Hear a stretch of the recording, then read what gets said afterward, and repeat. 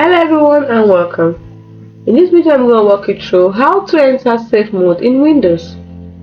From the sign in screen, hold down the shift key while clicking the power button. Select Restart. This will take you to the Choose an Option screen. Select Troubleshoot. Next, select Advanced Options. Next, select Startup Settings. And then select Restart. Your computer will restart. Press 4 or F4 on your keyboard to select Safe Mode. The second method is from within Windows. Open Settings.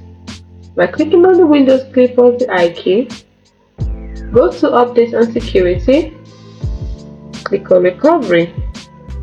Then, under Advanced Test Startup, click Restart Now. This will take you to Choose an Option screen. Select Troubleshoot. Then select Advanced Options. Next, select Startup Settings. And lastly, select Restart. Press 4 or F4 on your keyboard to select Safe Mode. The Safe Mode with Networking. If you need internet access in Safe Mode, select 5 or F5 instead of 4 or F4. So if you select 4 or F4, you will not have internet access.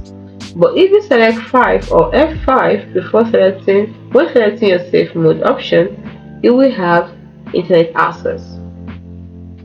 Safe Mode starts Windows with a minimal set of drivers and servers, and this can be helpful for troubleshooting issues, as it isolates potential conflicts and helps identify the root cause of problems.